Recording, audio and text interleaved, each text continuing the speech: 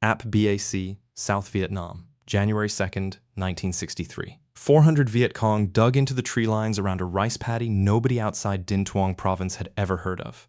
Across from them, a South Vietnamese infantry force backed by American advisors, and 13 strange aluminum vehicles nobody in this war had used before. By the time the sun went down, 3 of those vehicles were burned wrecks, 5 Americans were dead, and the after-action reports that came back to Washington read like a eulogy for a machine that hadn't even had its second birthday yet.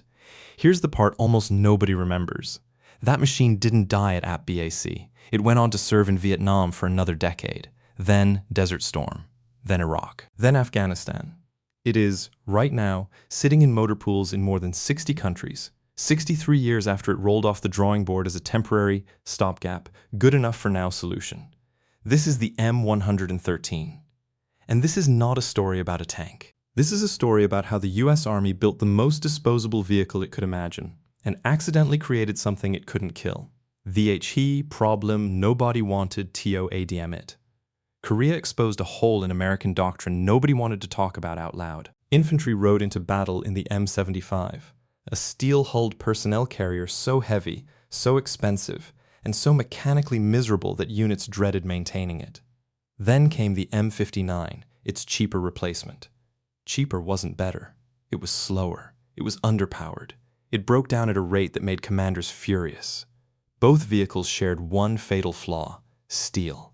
Steel meant weight. Weight meant these things couldn't swim, couldn't be dropped from the air, couldn't keep pace with the tanks they were supposed to escort into battle. The Army wasn't looking for a legend. It was looking for something that worked, that could be built fast, and that wouldn't bankrupt the procurement budget doing it. Nobody in 1959 thought they were designing a vehicle that would still be running in the 2020s. The FARC-N, the RAD, FMC Corporation, a food machinery company, not a defense giant, took the contract in 1959. Their engineer, a man named Frank Fanchier, made one decision that changed everything. Forget steel. Build the hull out of aluminum. The Army was skeptical. Aluminum was for airplanes, not armored vehicles. It seemed thin. It seemed fragile. It seemed like exactly the wrong material for something meant to stop bullets. But aluminum did something steel couldn't. It cut the vehicle's weight almost in half.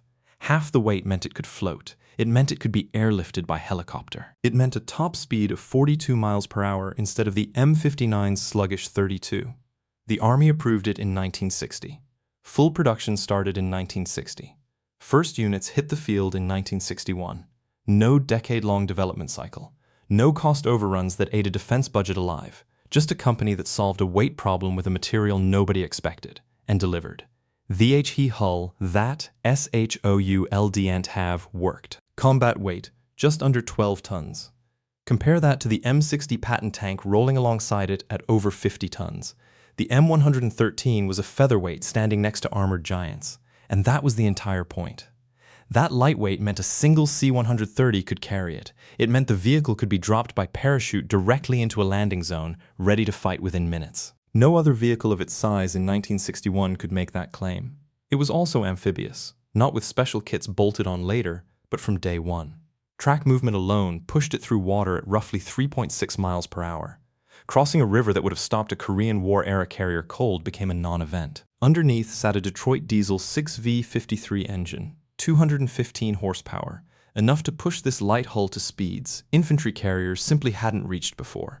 Torsion bar suspension. 5 road wheels aside. Nothing exotic. Nothing that required a specialized maintenance unit flown in from a factory floor. That's the design philosophy laid bare. This was never built to be impressive. It was built to be everywhere. Fast, cheap to fix, and easy enough for a 19-year-old mechanic in a jungle motor pool to keep running with parts on hand. Simplicity was the weapon.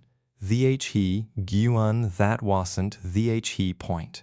The original M113 carried a single .50 caliber M2 machine gun on an open pintle mount, exposed, unshielded, manned by a soldier standing fully upright in the hatch under fire. That was a problem, and the Army knew it almost immediately.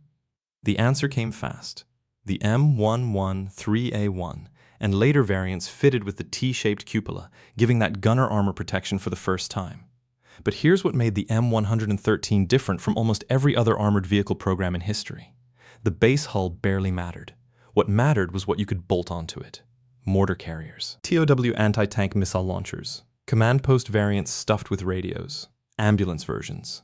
Flamethrower variants used in Vietnam that soldiers nicknamed the Zippo. Over 40 variants eventually rolled out of that same aluminum box. One chassis. Dozens of missions. No other vehicle in the Cold War inventory could be reshaped that many ways without a new development program each time. That's not an accident. That's the entire reason this vehicle refused to die. If you're still with me, hit subscribe. Because the next part of this story is where the M113 either proves itself or gets buried, and the numbers that follow are going to surprise you. Vietnam, The Proving Drooned, Nobody Expected. By 1962, the first M113S arrived in South Vietnam under the Military Assistance Advisory Group. Ap Bac in January 1963 should have ended the story right there. Poor coordination, inexperienced crews, and Viet Cong forces who had specifically trained to counter these new Green Dragons turned that battle into a public humiliation. But the Army didn't scrap the vehicle. It fixed the tactics. By 1965, the M113 had transformed from liability into the backbone of American mechanized infantry in Vietnam.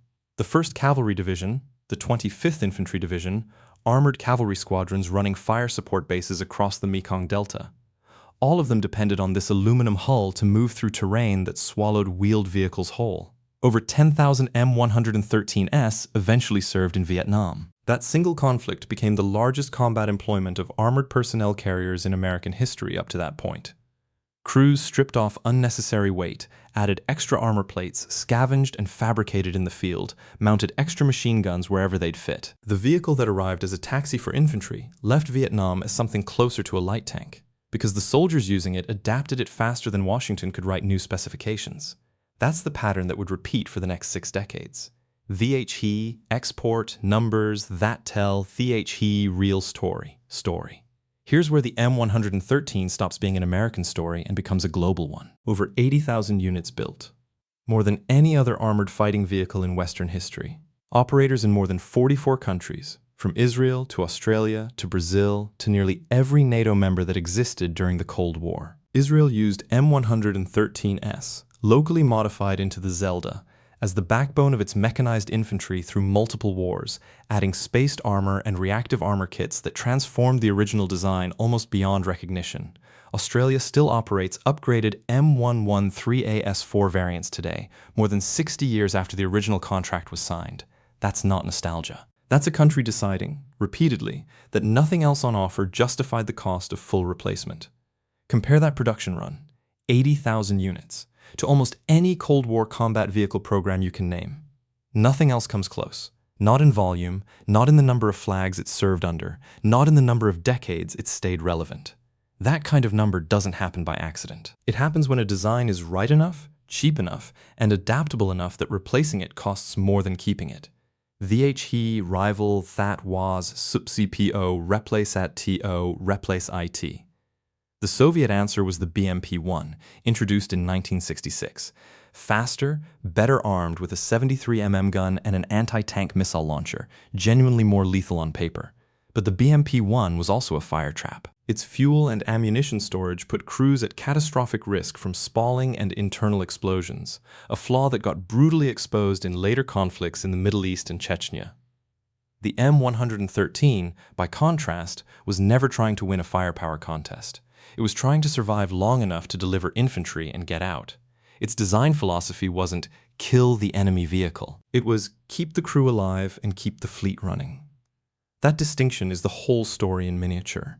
The Soviets built a weapons platform. The Americans, almost by accident, built a survival machine, one that could be up-armored, re-engined, and reconfigured decade after decade because the base design never tried to do too much in the first place. Program that shall have killed it, and didn't. The Army spent decades trying to replace the M113. Every attempt became its own cautionary tale. The Bradley fighting vehicle, introduced in 1981, was supposed to make the M113 obsolete. Instead, it became infamous for a development process so troubled it inspired an entire book and HBO film, The Pentagon Wars, documenting cost overruns, watered-down armor requirements, and testing scandals that dogged the program for years. The Ground Combat Vehicle Program, launched in 2009 with a budget target north of $10 billion, was cancelled in 2014 without a single vehicle reaching production.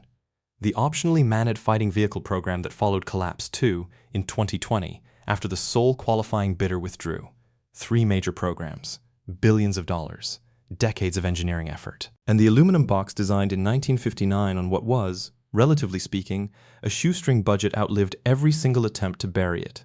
That's not luck. That's what happens when a program tries to build the perfect replacement instead of a good enough one. And the good enough original just keeps running while the perfect one sits in committee. One hat-eyed IT never solved. None of this means the M113 was flawless. It wasn't, and pretending otherwise cheapens everything that actually made it remarkable.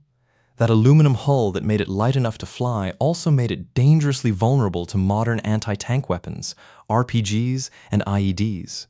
Threats nobody was designing against in 1959. In Iraq and Afghanistan, Up armor kits helped, but they couldn't fully solve a problem baked into the original weight-saving decision that made the vehicle exceptional in the first place. Its aluminum armor, when penetrated, also carried a nastier secondary risk than steel. Burning at higher temperatures under sustained fire, a hazard crews and maintainers had to manage for the vehicle's entire service life. And by any modern standard, its protection level is thin, genuinely thin. No amount of Ap Bac armor turns a 1959 design into a 2026 infantry fighting vehicle. The US Army itself has been retiring M113s from frontline combat roles specifically because of this gap, replacing them with the armored multi-purpose vehicle in support and logistics roles instead. These aren't footnotes. They're the reason every light armor vehicle built since has had to answer the same unresolved question. How much weight are you willing to add before the thing that made your design special disappears entirely? Bac, TO, Ap Bac, January 2nd, 1963. Same rice paddy. Same tree line. 3 M113s burning in the mud. 5 Americans dead. On paper, that day looked like the end of a program that hadn't even finished its first year in combat. But look at what was actually happening in that field. A vehicle built cheap, built fast, built out of a material nobody trusted for armor, was already doing something no personnel carrier before it had done. Getting infantry into a fight faster than the enemy could reposition, and getting most of them back out again. The failure at Ap Bac wasn't a design failure. It was a tactics failure. And the Army, for once, told the difference apart and fixed the right problem. 63 years later, that same hull, reshaped into more than 40 variants, sold to more than 40 countries, built more than 80,000 times, is still rolling through motor pools on 3 continents, while 3 separate billion-dollar programs meant to replace it collapsed before a single unit reached a battlefield. Nobody designed the M113 to become a legend. They designed it to be temporary. Maybe that's the real lesson buried in this story. The machines built to last forever rarely do, and the ones built just to get the job done today are the ones still running 60 years later.